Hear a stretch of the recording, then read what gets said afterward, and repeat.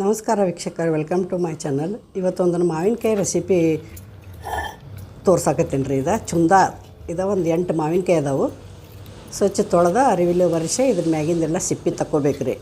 ಸಿಪ್ಪಿ ತಗೊಂಡಾದ್ಮೇಲೆ ಚಾಕುದಿಂದ ಸಣ್ಣಂಗೆ ಇವನ್ನೆಲ್ಲ ಕಟ್ ಮಾಡ್ಕೋಬೇಕು.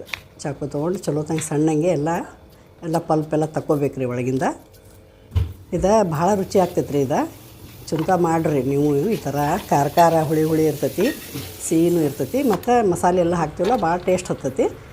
ಚಾಪರ್ ಒಳಗೆ ಹಾಕಿ ಸಣ್ಣಂಗೆ ಚಾಪ್ ಮಾಡ್ಕೋಬೇಕು ರೀ. ಇದನ್ನು ಚಾಪ್ ಮಾಡ್ಕೊಂಡಾದ್ಮೇಲೆ ರುಚಿಗೆ ತಕ್ಕಷ್ಟು 4 ಚಮಚ ಉಪ್ಪು ಮತ್ತು ಒಂದು ಅರ್ಧ ಕೆ ಜಿಗೆ ಒಂದು ಸ್ವಲ್ಪ ಕಡಿಮೆ ಐತ್ರಿ. ಮಾವಿನಕಾಯಿ ಸ್ವಲ್ಪ ಹುಳಿ ಇತ್ತನ ಜಾಸ್ತಿ ನಾ ಬೆಲ್ಲ ಹಾಕೀನಿ.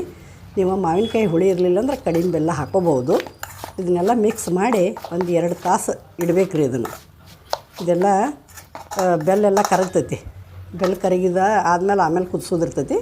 ಮತ್ತು ಎಲ್ಲ ಒಂದೊಂದು ಚಮಚೆ ತೊಗೊಂಡೇನಿ ರೀ. ಬಡೆ ಸೊಪ್ಪು 1 ಚಮಚೆ, ಜೀರಿಗೆ 1 ಚಮಚೆ, ಸಾಸಿವೆ 1 ಚಮಚೆ, ಅರ್ಧ ಚಮಚೆ ಮೆಂತ್ಯ, 2 ಲವಂಗ, 2 ಏಲಕ್ಕಿ ಹಾಕಿ ಹುರ್ಕೋಬೇಕು ರೀ. ಇದನ್ನು ಚಟಾಪಟ ಅನ್ನುವಂಗೆ ಹುರ್ಕೊಂಡು ಒಂದು ಪ್ಲೇಟ್ ಒಳಗೆ ತಗೊಂಡು ಇದನ್ನು ಕಲ್ಲಾಗ ತರಿಯಾಗಿ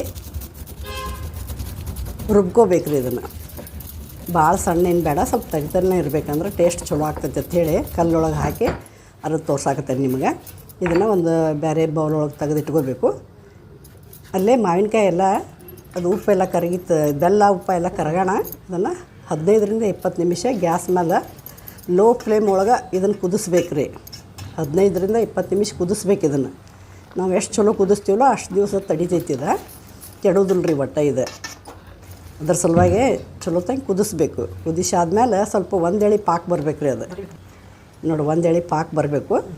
ಈ ಥರ ಬಂದಮೇಲೆ ಇದಕ್ಕೆ 2 ಸ್ಪೂನ್ ಖಾರ, 1 ಸ್ಪೂನ್ ಅರಿಶಿನ ಪುಡಿ ಮತ್ತು ಅಲ್ಲಿ ಕುಟ್ಟಿಟ್ಟಂಥ ಎಲ್ಲ ಮಸಾಲೆ, ಹಿಂಗ, ಅರಿಶಿನ ಪುಡಿ ಹಾಕಿ ಇದನ್ನು ಚಲೋ ತಂಗೆ ಮಿಕ್ಸ್ ಮಾಡ್ಕೋಬೇಕು ರೀ.